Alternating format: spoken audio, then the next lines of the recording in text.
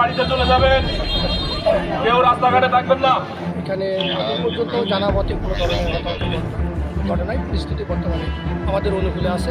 আমরা সকাল থেকে চেষ্টা করছি, আমরা মিটাইতে পারি নাই, পরে পুলিশ এসে গেন্দা মিটাইছি। 1 ঘন্টা মতো জ্যামে রয়েছি বা যাইতে পারতেছি না, এই মারামারির জন্য ভাই, সংঘর্ষের জন্য এখন আমরা যাইতে পারতেছি না। ওইখানে আমাদের আত্মীয় আমাদের যাত্রী উঠে রয়েছে, বলে না কী করতে পারি, আমরা দূরে ঠিক এসেছি, এই মকসিদপুর থেকে এসেছি, যাবো আত্মীয় আবার আসতে পারবো কিনা এটাই সন্দেহ।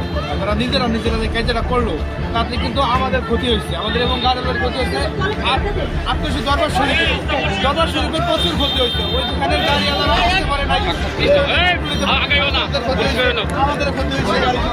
এটা তো জানি না স্যার কি নিয়ে লাগছে, মিটমাট হয় নাই।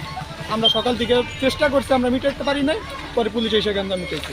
আপনারা প্রত্যেকে যার যার বাড়িতে চলে যাবেন, প্রত্যেকে যার যার বাড়িতে চলে যাবেন, কেউ রাস্তাঘাটে থাকবেন না।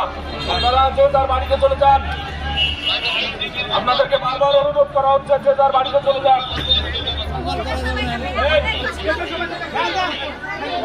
আপনারা যে যার বাড়িতে চলে যান, একটা লোক রাস্তার উপরে থাকবেন না, মহিলারা সবাই চলে যান।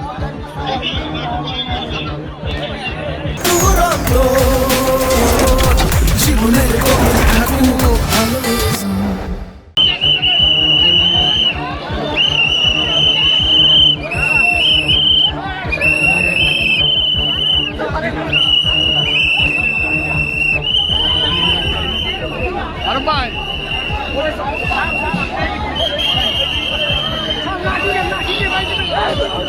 পুলিশ আসার পরে দুটি পক্ষই সরে গেছে।